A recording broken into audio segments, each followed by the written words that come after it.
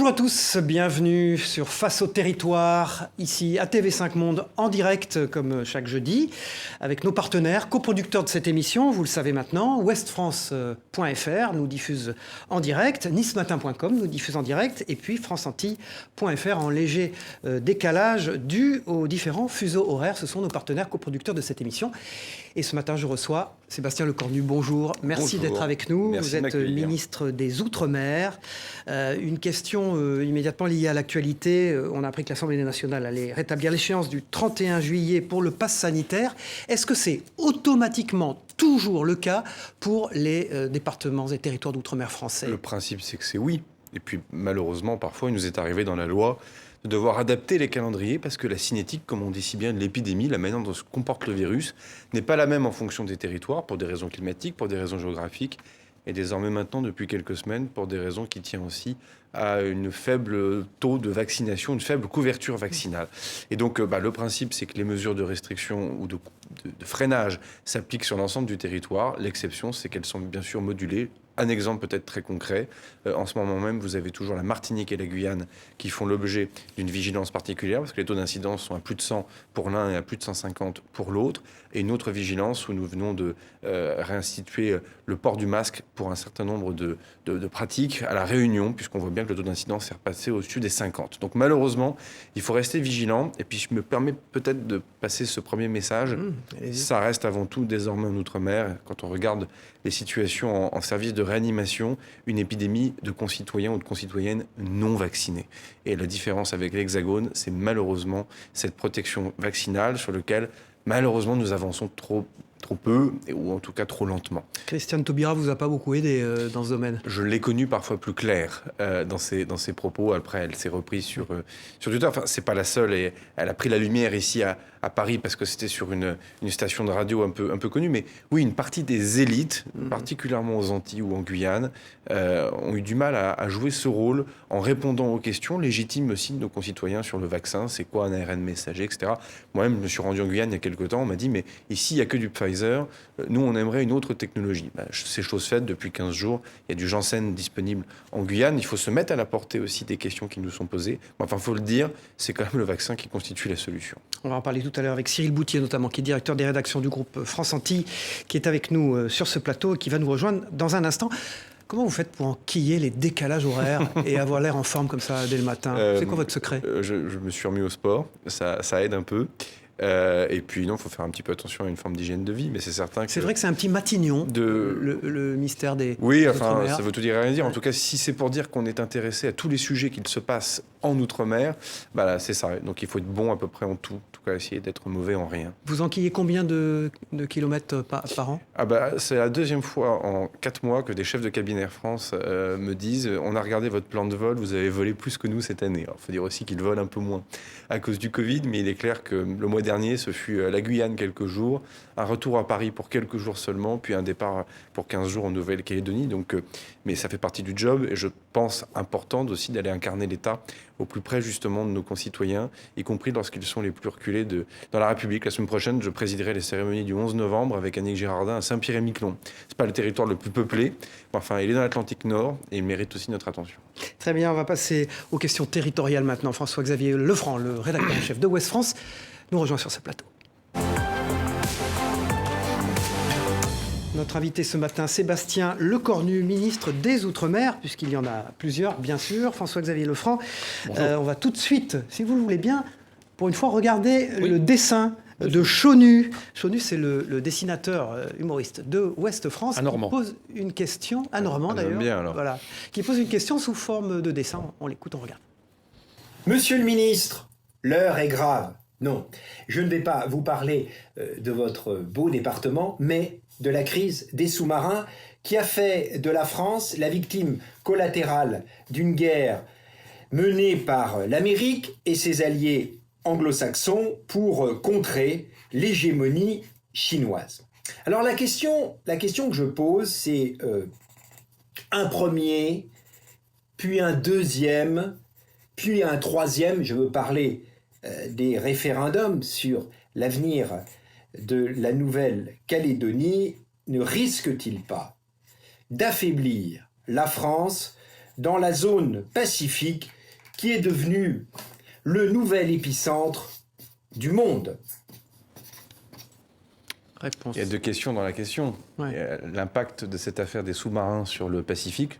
Si on a du temps, ça serait bien d'y revenir parce que je pense que ça intéresse pas mal de nos téléspectateurs. Et puis il y a la question est-ce que ces référendums affaiblissent la position de la France? Moi, je vous réponds non.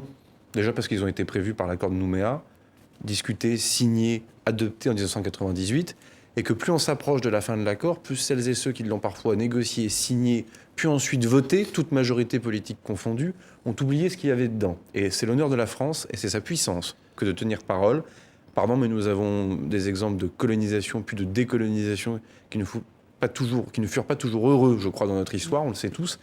Et il est vrai que Michel Rocard, Lionel Jospin, Jacques Chirac, puis après eux d'ailleurs Nicolas Sarkozy, François Hollande et Emmanuel Macron, ont à cœur d'inscrire dans la permanence française un processus extraordinaire qui sort de toute forme d'ordinaire, qui consiste à passer par les voies démocratiques pour permettre à une partie de la population d'être dépositaire de la souveraineté de toute la nation française pour décider si oui ou non ce territoire doit rester dans la République.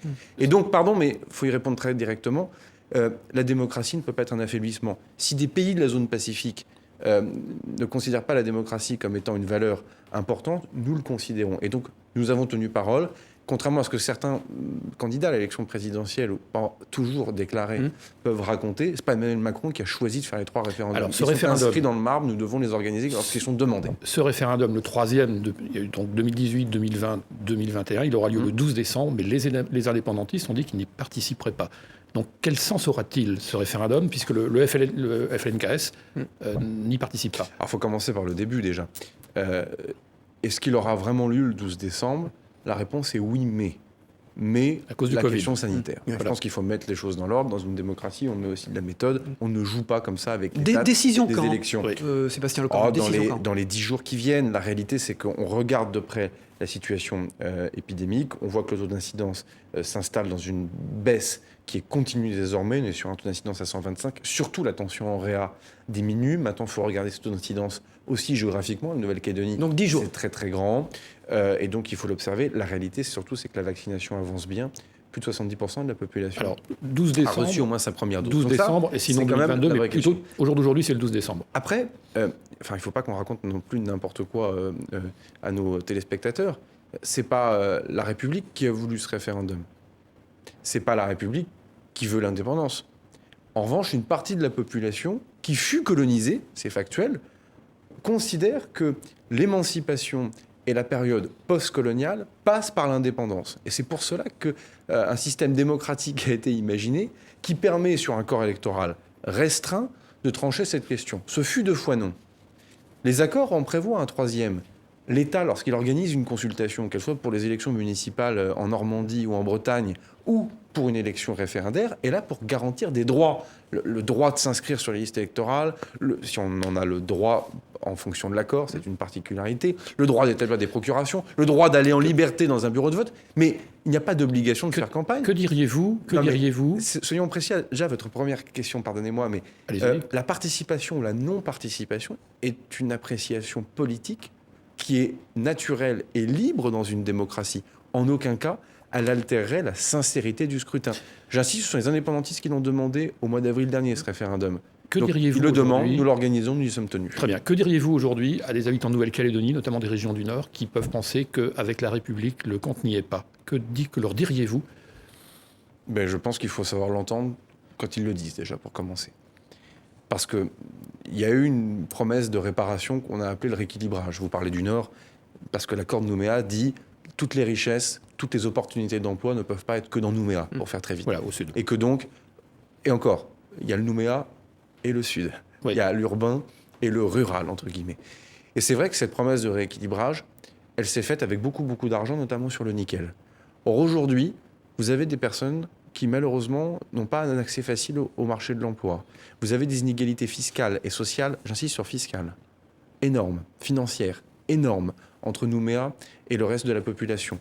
Vous avez malheureusement un taux d'illettrisme qui est particulièrement important. Vous avez parfois des tribus dans lesquelles il n'y a pas d'eau potable. En 2021, dans la République française, parce qu'aujourd'hui c'est la République française, vous avez des communes et des tribus dans lesquelles il n'y a pas d'eau potable. Donc il y a beaucoup à faire. Donc il y a beaucoup à faire dans un pays d'autonomie, et ça, ce sont des sujets que je cherche à mettre sur la table, parce qu'il nous faut avancer là-dessus. Quand on parle des territoires d'outre-mer, selon que l'on est en métropole ou dans les territoires d'outre-mer, on ne dit pas la même chose. Une métropole, on en parle souvent quand il y a des catastrophes, ou on en montre souvent une vision de carte postale, et dans les deux cas, c'est souvent caricatural. Comment faire en sorte d'avoir une vision commune sur ces territoires, sur ce qu'est la France, selon que l'on est en métropole ou en outre-mer? La France, elle est diverse, ces territoires sont très divers. Comment favoriser cette vision commune? Non, mais merci de la question, parce que c'est une œuvre collective. Les politiques n'ont pas la seule réponse, mais il est clair que nos outre-mer nous ouvrent à tous les horizons du monde. Je le dis à dessein ici, sur TV5 Monde.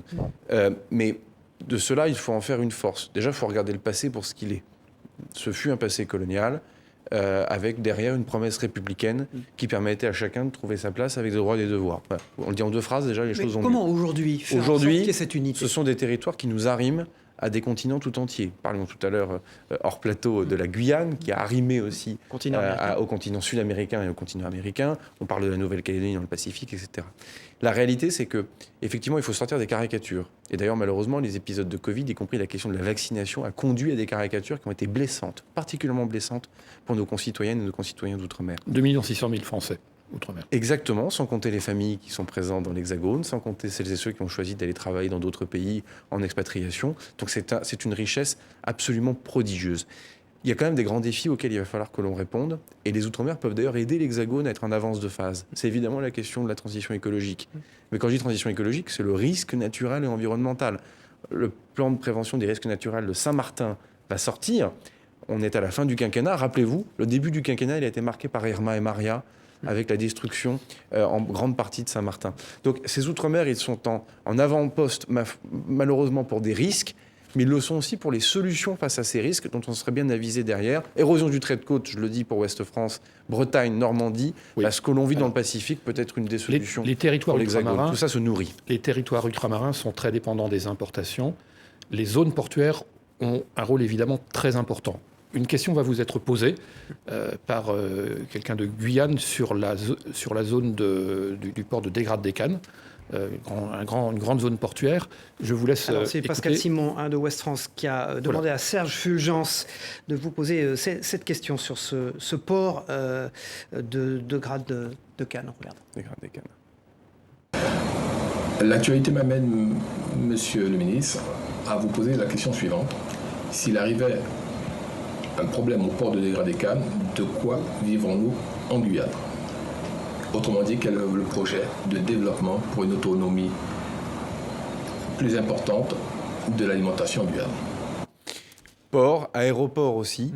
Hein, il faut, on va en parler tout à l'heure. Voilà, les deux sont liés. Port, fret marchandises, mais aussi fret hydrocarbures. C'est compliqué de répondre en 2 minutes à la question de monsieur, mais il faut déjà démarrer aussi par une aberration. C'est la dépendance énergétique des différents territoires d'outre-mer. Pourtant, intuitivement, on se dit que dans une île, dans un territoire comme la Guyane, on manque pas de soleil, on manque parfois pas de vent, on manque parfois pas d'énergie marine, on manque pas de fleuves, on manque pas de bois. Et de se dire qu'au fond, en Guyane, c'est encore essentiellement le pétrole qui permet, le fuel qui permet de produire son électricité, à quelque chose d'un tout petit peu désuet. Alors, on va continuer parce que la transition doit être progressive, mais le fait de construire cette centrale de Larivot, qui est un projet important en Guyane, va être une des réponses à la transition, et va donc aussi nous permettre de soulager aussi, à terme, les activités portuaires, parce que la centrale de Larivot, ça sera de la biomasse, d'abord d'importation, et moi j'en forme le vœu, arriver à avoir une biomasse bel et bien guyanaise et française. Donc la question énergétique est une des questions clés aux interdépendances et aux dépendances. Après, il y a des enjeux importants, mais comme dans l'Hexagone, sur les productions agricoles. On l'a vu à La Réunion, où les confinements successifs nous ont parfois fait prendre conscience, mais est-ce que c'est vraiment bien d'importer du surgelé, parfois pas toujours de grande qualité, qui viendrait des 4 coins de la planète ou de l'Hexagone, alors qu'il y a une potentialité fabuleuse en termes de pêche, en termes de production agricole, au-delà des productions classiques, bananes, canne à sucre, etc. Donc là aussi, sur l'autonomie alimentaire, il y a un énorme chantier. C'est un chantier qui est créateur de richesse, qui permettra de faire diminuer les prix. Je pense qu'on en reparlera, mais la question de la vie chère, elle est évidemment absolument essentielle. Et elle permettra de retracer des perspectives aussi à ces ports qui, alors c'est mon dernier propos, j'essaie de faire vite parce que c'est pas évident ce sujet en 3 minutes, ne doivent pas être que des ports d'importation, mais devront être aussi des ports d'exportation. Et ça, c'est un sujet absolument majeur. Guyane, le bois, le port de Dégrade des Cannes, c'est évidemment dans un sens, mais c'est aussi dans l'autre. Ministre des Outre-mer, avec des assises des économies des assises des Outre-mer. De l'économie des Outre-mer, des assises qui sont organisées avec le cluster maritime et le ministère des Outre-mer. François-Xavier Lefranc pourrait dire des économies des Outre-mer, parce qu'il y a tellement, il l'expliquait le ministre, d'économies différentes, bien évidemment, dans des territoires du monde différents. Voilà, qui n'est pas l'orpaillage, qui n'est pas la pêche, qui n'est pas l'agriculture. Donc tous ces sujets-là seront abordés lors de ces assises, un événement digital le 7 décembre prochain. Et c'est un événement qui aura lieu maintenant chaque année. Exactement. Voilà. Et post-Covid, il prendra un regard particulier. Voilà. Ça va traduire cette transformation. 7 décembre 2021. La une de Ouest France, François-Xavier Lefranc. Alors, la une de Ouest France, elle est évidemment consacrée à la crise sanitaire, mais elle est aussi consacrée à la situation internationale. La Chine n'est pas à la COP26. D'ailleurs, le président chinois n'est pas sorti de son pays depuis 2021. Il n'a pas rencontré, depuis 2 ans, pardon, il n'a pas rencontré ses homologues depuis près de 2 ans. Donc, que fait la Chine ? C'est la grande question qui est développée dans l'éditorial de ce matin à la une de Ouest France. Et d'ailleurs, on posera la question tout à l'heure au ministre des Outre-mer, qui est notre invité ce matin, Sébastien Lecornu. Merci François-Xavier Lefranc, rédacteur en chef de Ouest France, premier quotidien francophone du monde. Exactement. Merci beaucoup. On passe à Cyril Boutier, directeur des rédactions du groupe France Antilles, notre partenaire, dans un instant. Bonjour Cyril Boutier, d'abord merci d'être avec nous, spécialement merci parce que vous arrivez de Fort-de-France. Quand je dis vous arrivez, hier soir. Hier, en début de matinée. Voilà, donc vous demanderez au ministre des Outre-mer des conseils Sa pour le recette décalage pour horaire. le décalage horaire, Voilà. tout à fait. Dans un instant, on va passer à vos questions, mais tout de suite, Denis Caro, directeur des rédactions du groupe Nice Matin, notre partenaire, a une question à vous poser par rapport à une actualité importante en France. Et on va voir ce que ça donne en Outre-mer. Sébastien Lecornu, bonjour. La proposition de Yannick Jadot d'interdire la chasse le week-end et pendant les vacances scolaires fait beaucoup réagir les chasseurs de nos territoires. Est-ce qu'on ne laisse pas trop de liberté aux chasseurs en France et ne faudrait-il pas encadrer davantage et réguler davantage cette activité ? Et alors, question corollaire, peut-on expliquer à des chasseurs en Guyane que le week-end, on ne peut pas chasser ? En plus, le système de permis est récent en Guyane. C'est une pratique et un loisir qui est très encadré. Moi, j'étais secrétaire d'État à l'écologie et j'ai fait la réforme de la chasse. Donc, il ne faut pas laisser à penser que la chasse aujourd'hui n'est pas encadrée. D'ailleurs, le président de la Fédération nationale des chasseurs est le premier à dire que s'il y a des brebis galeuses parmi les chasseurs, il faut les sanctionner très vite pour pas que l'ensemble du troupeau, si j'ose dire, soit montré à tort du doigt. Bon, après, il ne faut pas non plus qu'on tombe dans le panneau de M. Jadot, qui est candidat à l'élection présidentielle, qui s'agite évidemment pour faire parler de lui, parce qu'on ne peut pas dire que sa campagne démarre très très bien.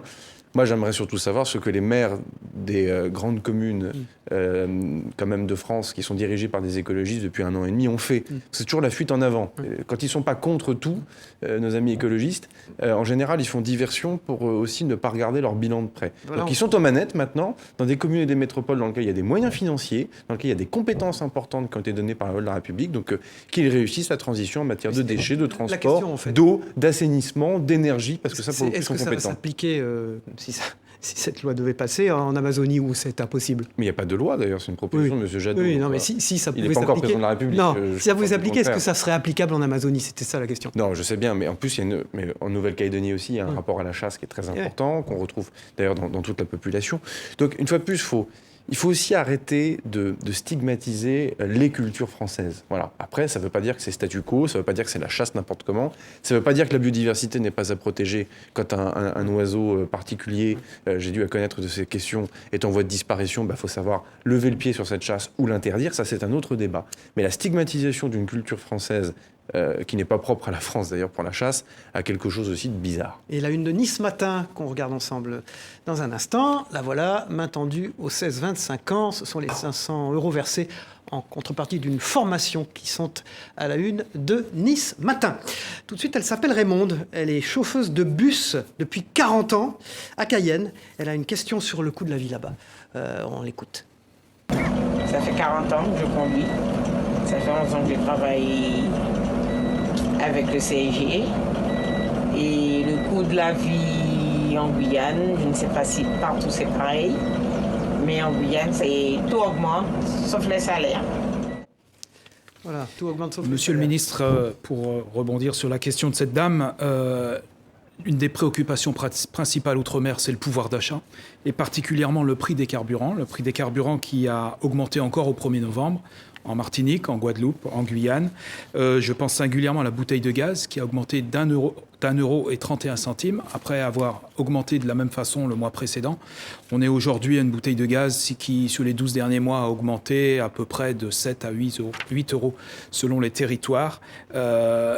C'est très important, évidemment, pour les populations. Quelle est la marge de manœuvre du gouvernement sur ces questions et sur la vie chère en général? Oui, j'allais vous dire, les hydrocarbures, évidemment, c'est ce qui se voit tout de suite et c'est un gros poste de dépense, mais on a également les mêmes sujets sur des produits de première nécessité, le riz, les pâtes, la farine, etc. Bon, moi, c'est un chantier pour moi majeur. Et entre nous, j'avais commencé à m'y atteler avant d'avoir eu les pattes coupées par la reprise de l'épidémie de Covid-19, au moment où j'ai été nommé ministre des Outre-mer. Mais mes prédécesseurs, dans des quinquennats précédents, avaient déjà accompli des choses, hein, les boucliers sur les prix, enfin, il y a des choses déjà qui existent. Moi, je pense qu'il faut prendre le taureau par les cornes. C'est même un sujet de campagne présidentielle, si vous voulez vraiment le fond de ma pensée, et c'est un sujet qui ne doit pas attendre au début du prochain quinquennat, quels que soient celles et ceux qui sortiront des urnes. Déjà, il y a un enjeu de réflexion autour de la fiscalité. Je vais vous donner un exemple très précis, parce que vous m'avez interpellé sur les carburants. Justement, on dit souvent qu'il faudrait baisser les taxes. Personne ne le sait. Mais justement, c'est intéressant. Personne ne le sait, mais l'État ne perçoit plus depuis belle lurette 1 €, 1 centime, une queue de Mirabelle ou une queue de cerise de fiscalité sur les hydrocarbures en Outre-mer. C'est-à-dire que le débat qui nous a animés dans l'Hexagone, est-ce qu'il fallait un chèque contre l'inflation pour aider les plus fragiles à payer leur carburant, ou est-ce qu'il fallait baisser les taxes? La façon de l'affaire a été déjà dite pour les Outre-mer, parce que l'intégralité de la fiscalité est perçue par les collectivités territoriales. Donc vous n'avez pas de marge de manœuvre, vous? Je ne peux pas décider de diminuer l'octroi de mer, parce qu'il s'agit de cela, dès lors que ce n'est pas l'État qui perçoit cet octroi de mer. Donc c'est pour ça aussi que le chèque énergie le chèque anti-inflation a été imaginé, parce qu'il permet aux personnes les plus fragiles, si madame touche moins de 2 000 € par mois, pour le coup, elle y sera éligible, et elle a parlé du CSG, le Centre spatial guyanais, donc ça veut bien dire aussi quand même qu'il y a des bonnes nouvelles en matière de développement et d'emploi en Guyane. On y reviendra peut-être sur le spatial. En tout cas, moi, c'est un sujet sur lequel il faut avancer. Ça pose la question, pardon d'être long, mais ça pose la question sur la lutte contre les monopoles. Avoir le choix de là où on achète sa nourriture, là où on achète sa voiture. Ça, c'est un enjeu absolument majeur. Puis il y a des enjeux sur le fret, peut-être qu'on y reviendra tout à l'heure. Mais je pense que là, c'est un chantier transversal, mais il ne faut pas se payer de mots. Derrière, c'est aussi toute une économie parfois insulaire, ancienne, fruit de l'héritage parfois du passé. Vous voulez dire des traditions culturelles aussi? Ouais, pas que culturelles, économiques, de dépendance. On parlait tout à l'heure d'autosuffisance. C'est sûr, quand on consomme un produit local, il peut être moins cher que lorsqu'il vient du l'autre bout de la planète. C'est une transformation économique profonde, mais moi j'y suis prêt parce que je pense que c'est un sujet absolument clé d'émancipation et surtout qui permettra de réduire le coût de la vie de manière globale. Sébastien Lecornu, l'autre actualité aux Antilles, vous l'avez évoqué tout à l'heure, et en Guyane, c'est la crise sanitaire, mais c'est surtout le refus de l'obligation vaccinale, chez les soignants notamment. Les mobilisations succèdent en Martinique, en Guadeloupe. Hier, l'hôpital de Kourou en Guyane était bloqué. On sent qu'il y a un dialogue qui a du mal à reprendre, à l'image de la médiation que vous avez envoyée avec Olivier Véran en Martinique, qui n'a pas vraiment débuté hier comme elle aurait dû débuter.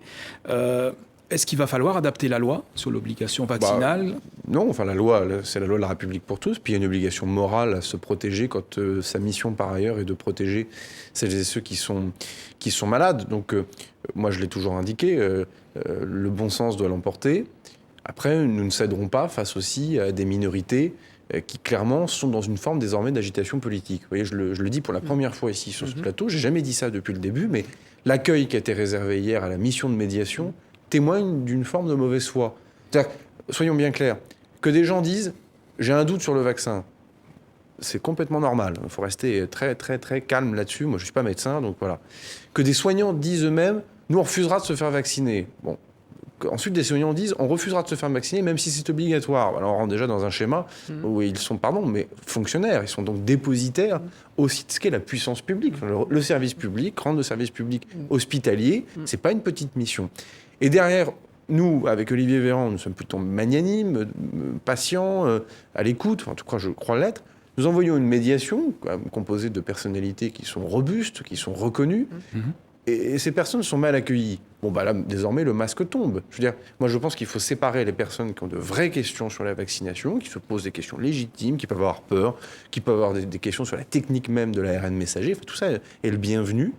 En revanche, les personnes qui se servent de ça pour agiter un conflit de nature politico-sociale, je pense qu'il ne faut pas prendre la santé des Martiniquaises ou des Martiniquais, des Guadeloupéens ou des Guyanais en otage, parce que pendant ce temps-là, le taux d'incidence, lui, il est haut et le nombre de personnes présentes en réa est toujours bel et bien élevé. Donc vous prenez très au sérieux ce risque, entre guillemets, d'embrasement social et qui pourrait faire tache d'huile dans d'autres secteurs que celui de la santé. Oui, en même temps...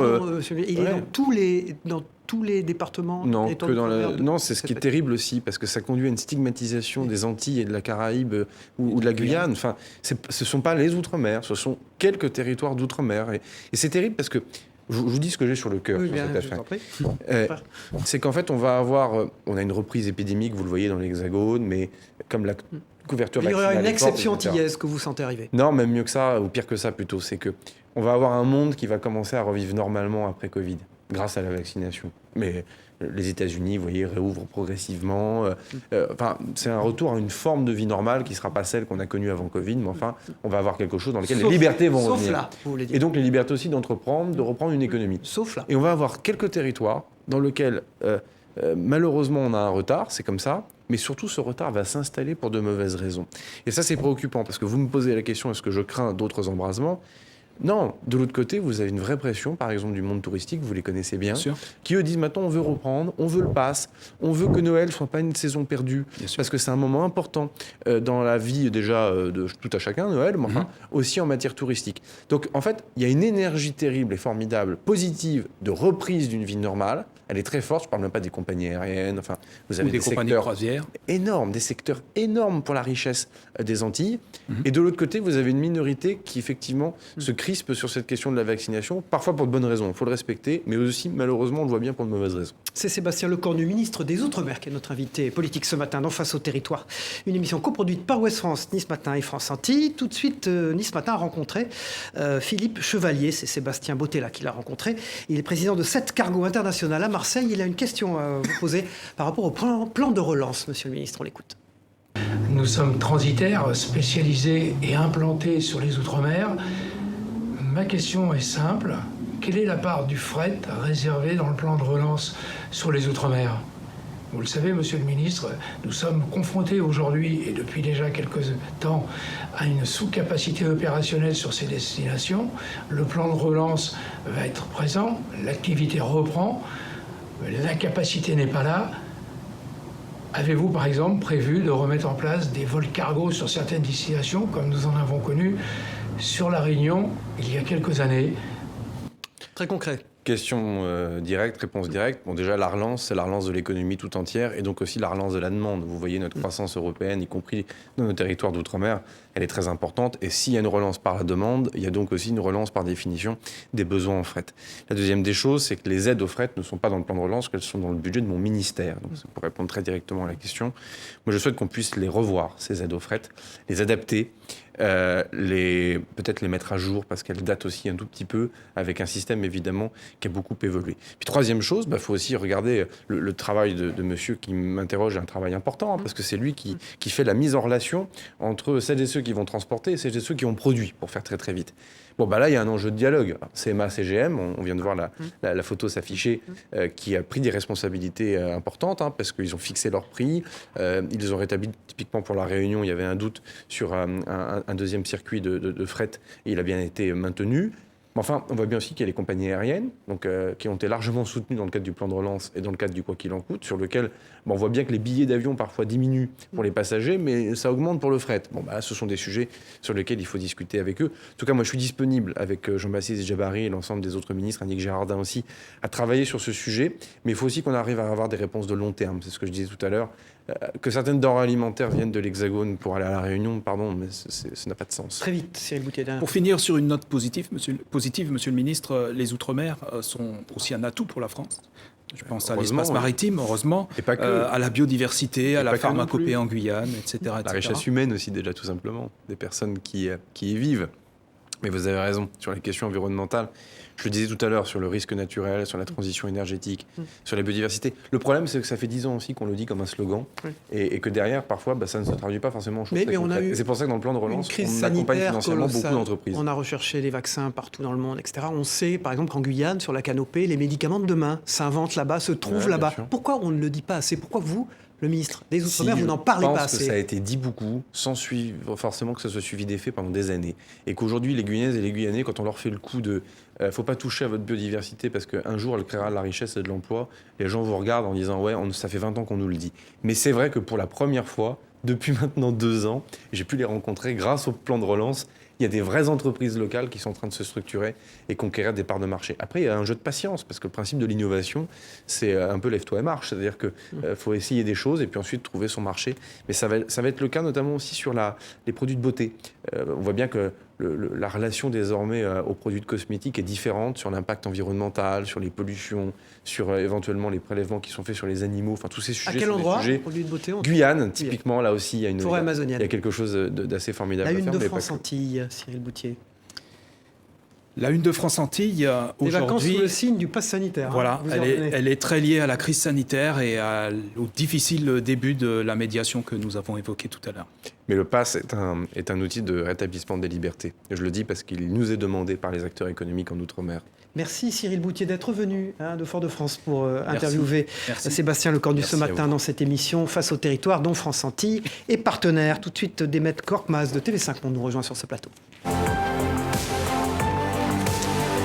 Avec Sébastien Lecornu, ministre des Outre-mer, et des questions internationales, s'il en est, avec la Chine. Oui, la Chine et la Nouvelle-Calédonie. Est-ce que le 12 décembre prochain, le référendum ne va pas plutôt se transformer pour les Calédoniens entre un choix entre la France et la Chine? Non, ça serait trop rapide de dire cela. Ce n'est pas moi qui le dis, c'est l'IRSEM, l'Institut de recherche stratégique de l'école militaire. Et puis vous savez, on part d'une situation où plus personne ne regardait ce qui se passait dans cette partie du monde à une situation où désormais on aimerait mettre tout de suite un drapeau chinois sur la Nouvelle-Calédonie. Non. Il y a un risque, selon vous, d'un entrisme chinois très fort. Mais les risques d'ingérence ont toujours existé.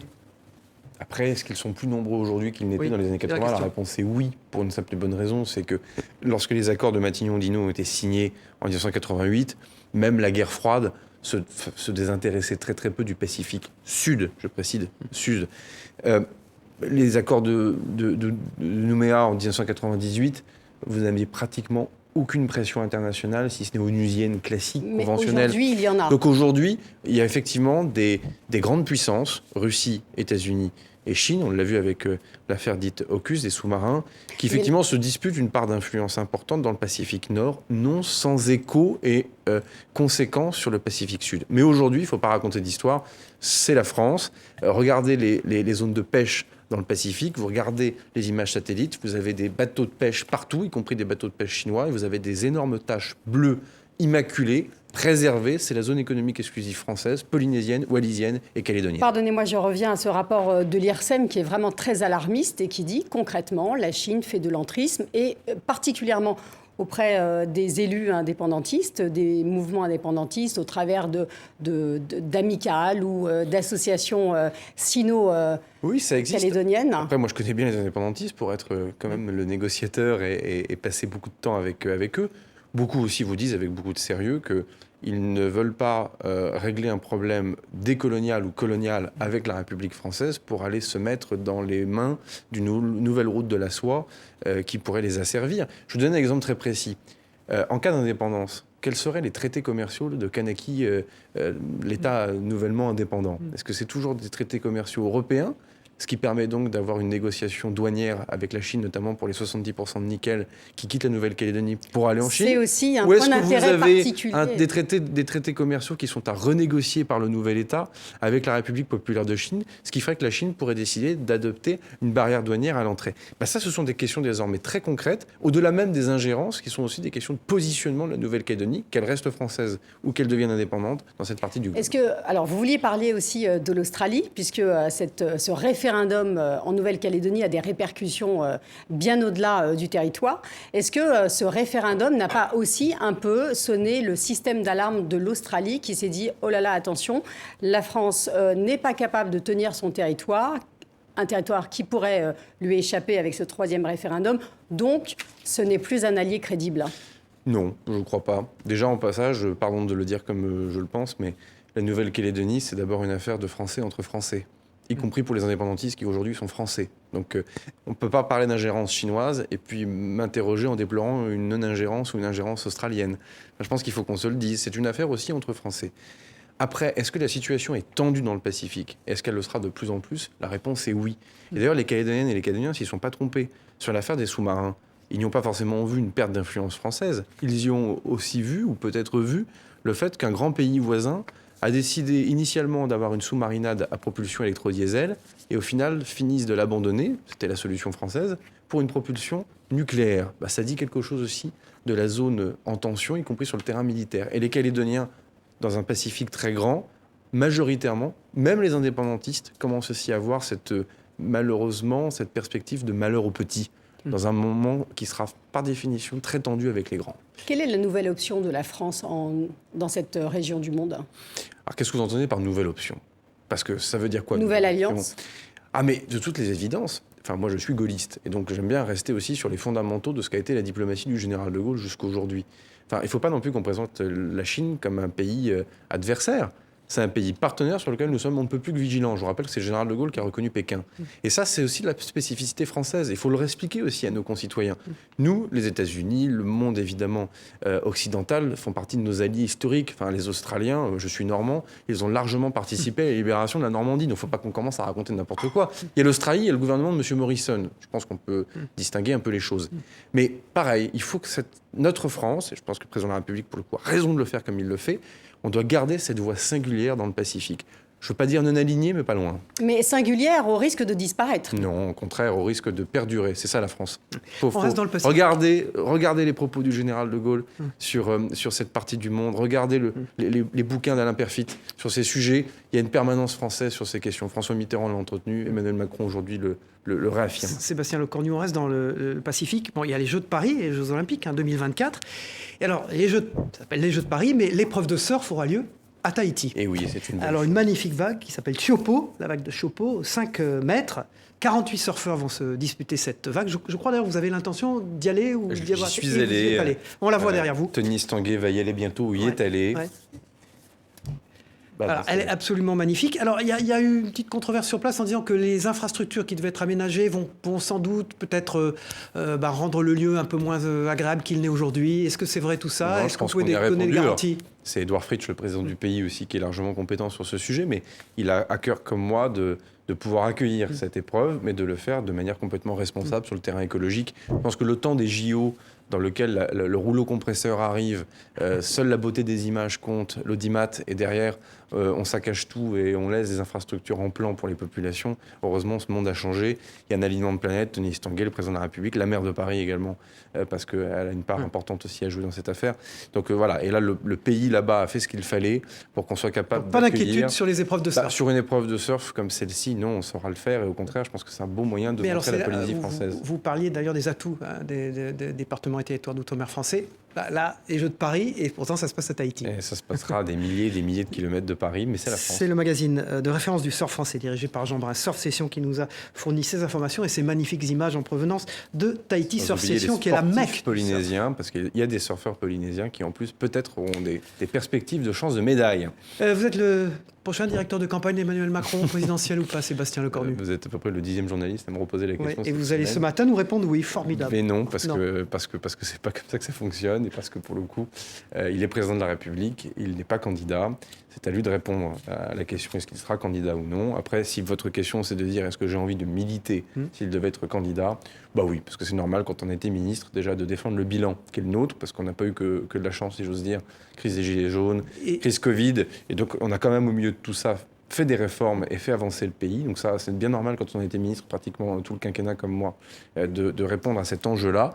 Et puis ensuite, quand je regarde les autres candidats et que j'aime mon pays, je me dis que oui, ça serait peut-être une bonne chose qu'Emmanuel Macron soit de nouveau candidat. Et pour après, qu'est-ce que vous souhaiteriez faire? Qu'est-ce que vous aimeriez faire après ce ministère des Outre-mer? Être heureux.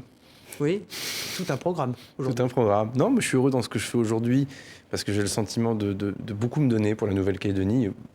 les autres territoires aussi, mais tout le monde comprendra bien qu'en ce moment, le dossier est dans un moment complexe, singulier, et j'ai aussi eu des moments très forts avec les indépendantistes sur le terrain personnel. Un ministère idéal pour vous, ce serait quoi après? Non, le ministère idéal, c'est le ministère dans lequel vous êtes utile avec une mission. Vous pouvez être ministre de quelque chose de prestigieux, s'il n'y a rien à y faire. Quand on a 35 ans, c'est un mouroir.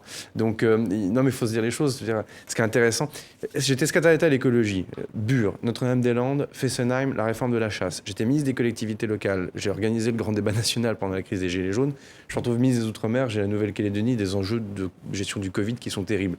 C'est le plan de charge, c'est le plan de bataille qui fait l'intérêt du job. Merci. Sébastien Lecornu, ministre des Outre-mer, d'être venu sur le plateau de TV5 Monde. Une première pour vous. Et oui, une première fois dans ces locaux. Merci beaucoup en tout cas. Merci Demet Korkmaz. Face au territoire sur TV5 Monde, bien sûr, en replay samedi matin. Et puis ouestfrance.fr, nicematin.com et franceantilles.fr vont bien sûr rediffuser cette émission. Merci, au revoir à tous. À jeudi prochain, les programmes continuent sur TV5 Monde.